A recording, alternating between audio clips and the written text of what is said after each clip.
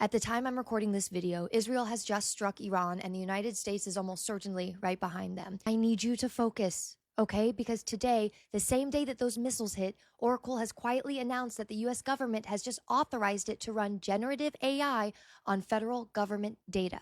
Your data and my data. The contract is titled FedRAMP High with a DISA impact level of 5. That means that Oracle can now run artificial intelligence, meaning pattern recognition, automated analysis, and decision-making tools on the Department of Defense mission data, on classified intelligence systems, and on your Medicare record. And that announcement went up on Oracle's blog the same day that every newsroom in America was pointed at Tehran. Now, I don't want to tell you what to think about all of that, but I will tell you this. The last time we went to war with the Middle East, Larry Ellison used all of the chaos to lock down the UK's entire government data infrastructure because the British are still fighting these surveillance apparatuses and digital IDs that came out of it to this day. And he's doing it again.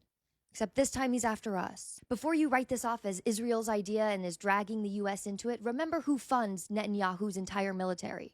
Larry Ellison does. Remember who controls Israel's entire war data infrastructure.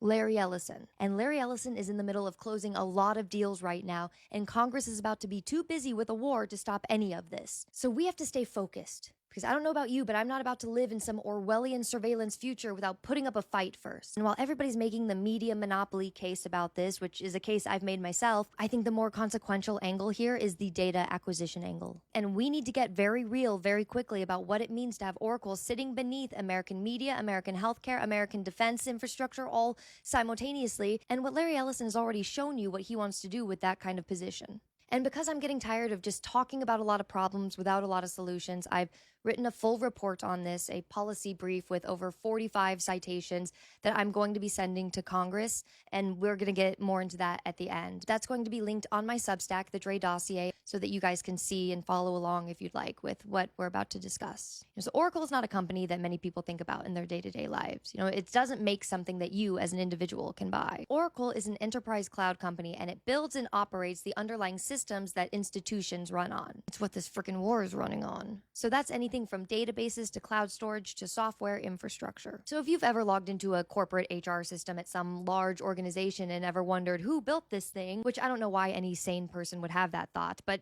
there's a reasonable chance that Oracle built it. That's the point I'm trying to make. Also, a little detail that matters is that Oracle's first customer was the CIA, and I go into all of that in depth in another video, which I recommend you checking out. But the TLDR is that the company literally got its name from the CIA database project from 1977, just to give you an idea of where we're starting here. And what Larry Ellison has done when he's been in that position, when he has the chance with all of that power, is the reason that this new merger with Paramount Pictures and Warner Brothers Discovery should scare you. Because between 2014 and 2024, Oracle had quietly assembled one of the most powerful data collection operations in the entire world. And this was all done through a very clever series of acquisitions that most people have never heard of, and each one did something very specific. So first, he bought Blue Kai, and Blue Kai embedded invisible tracking pixels on websites, and one by one, a pixel with a transparent image that you could not see would appear on your screen when you entered certain websites. So when you loaded one of those pages and one of those pixels had popped up, your browser would ping Blue Kai's servers, and it would transmit your IP address, your device information, your browser type, all of that, and set it with a tracking cookie that you could not delete. And Blue Kai was on websites like Amazon,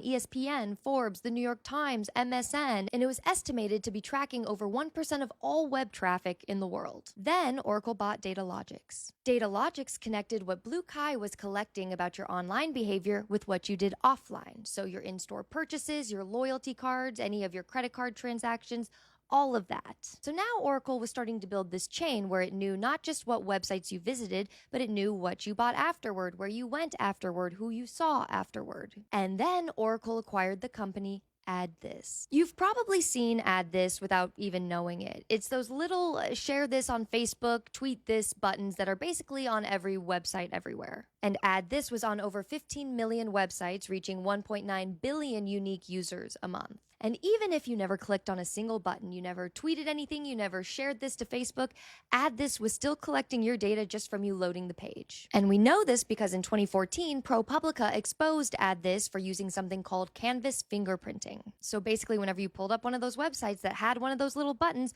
your browser would be instructed to draw a hidden image completely invisible to you. And because every computer would render that image slightly differently just based off of your hardware, your graphics card, and even your fonts, it created created a unique fingerprint for your specific device. And ProPublica even said that it was virtually impossible to block. And it was found on everything from the White House website to adult pleasuring websites in the same sweep. And what Oracle did was merge all three into the Oracle Data Cloud. And that combined system built what the industry calls an identity graph, which is a profile that connects a real person to their behavior across every device, every website, every purchase. And the federal lawsuit that eventually brought all of this to light called them the Oracle Digital Dossiers. And Larry Ellison even stood up at Oracle's own investors conference in 2016 and told the entire room that Oracle's data business had information on over 5 billion consumers worldwide. For a little context, there's 8 billion people on the planet, and he was tracking 5 billion of them. Now, Oracle later disputed the characterization, but the $115 million settlement suggests that the underlying operation was real enough for a federal court to take seriously. Consider this my digital dossier on him. Yeah, that's right, two can play at that game.